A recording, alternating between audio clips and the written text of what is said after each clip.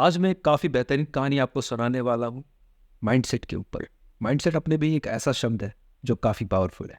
अगर माइंडसेट आपका सही है तो आप बहुत सारी चीज़ें अचीव कर सकते हो और अपने गोल्स को अकम्प्लिश करके अपने पर्पस को पर्पसफुली काफ़ी अच्छे से अचीव कर सकते हो।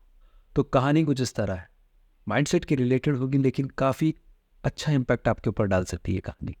तो कहानी में होता क्या है ना कि दूर एक राज्य होता है।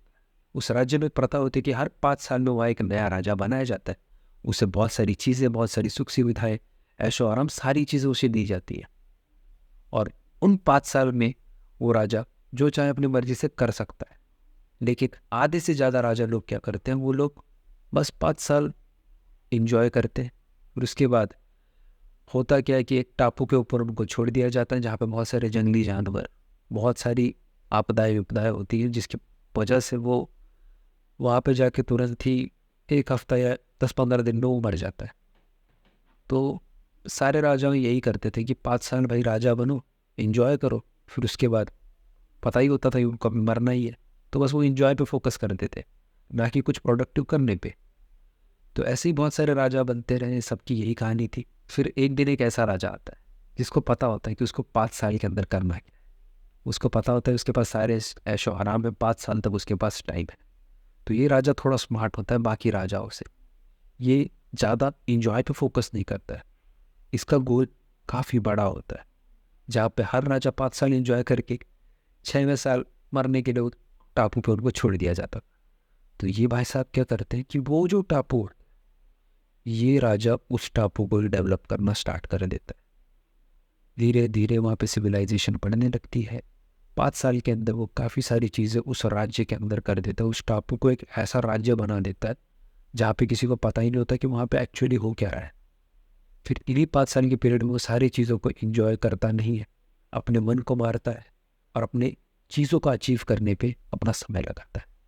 तो उसमें होता क्या है, जब 5 साल पूरे हो जाते हैं तो ये राजा यहाँ से खुशी खुशी चला जाता है।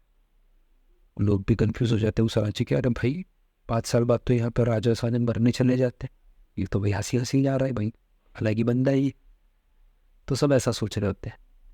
लेकिन उसकी मेहनत उसको वो फल देती है। वो वहाँ से निकल जाता है और उस टापू पे चला जाता है जहाँ पे लोगों को लगता है भी ये भी वहीं मर जाएगा। लेकिन कुछ चंद दिनों बाद लोगों को पता चलता है कि उस टापू को इस बंदे ने इतना डेवलप कर रखा है, वहाँ पे उसने बहुत सारी सुख सुविधाएं एकदम अच्छे से बना रखी है। तो लोग देख के चकित हो जाते हैं कि यार राजा हो तो ऐसा हो।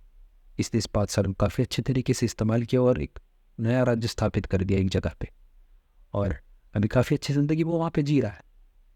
तो इस कहानी से आपको ये सीख मिलती है कि अपने वक्त होना और अपने माइंडसेट को चेंज करना बहुत ज़रूरी है।